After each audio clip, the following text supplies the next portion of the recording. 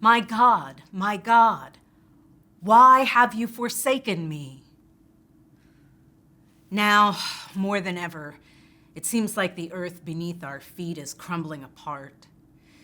It's in the moments when we learn that the multiple rounds of chemo failed to shrink the growth, or it's when the natural disaster takes on supernatural force and levels all that you've ever had in this world with the blink of an eye.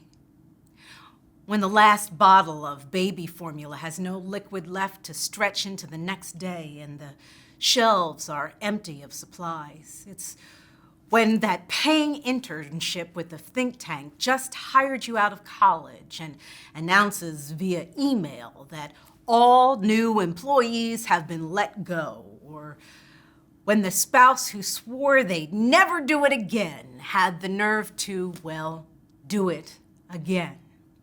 It's when the fabric of our institutions becomes ripped to shreds. When crisis comes, we feel abandoned and left with nothing but naked vulnerability in the wake of disaster. These are Psalm 22 moments. My God, why have you forsaken me?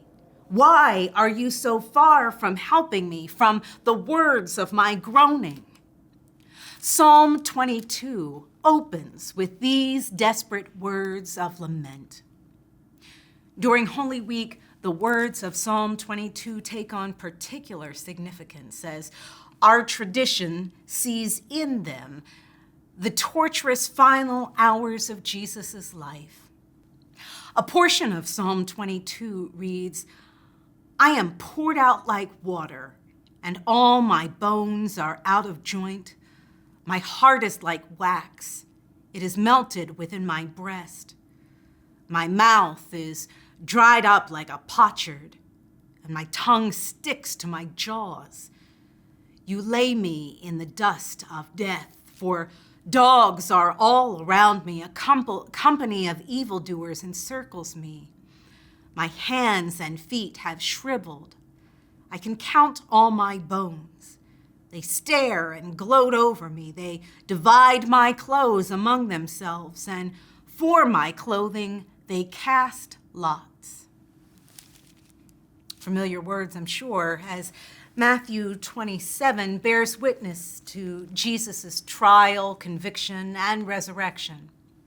As we turn to the Gospel of Matthew, we see where in verse 45, we're brought to Jesus' final moments, where it says, "From noon on, darkness came over the whole land until about 3 p.m. And at about 3:00, Jesus cried with a loud voice, 'Eli, Eli, lema sabachthani,' which is, my God, why have you forsaken me?" When some of the bystanders heard it, they said, "This man is calling for Elijah." At once, one of them ran and got a sponge, filled it with sour wine, put it on a stick, and gave it to him to drink. But the others said, "Wait, let us see whether Elijah will come to save him." Then Jesus cried again with a loud voice and breathed his last. We're brought to the agony of Psalm 22 by Jesus himself. This is devastating. All that threatens our very existence is devastating.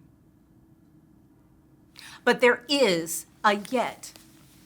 The outcry of verses 1 to 2 of Psalm 22 pivot into the words of assurance in verses 3 through 5.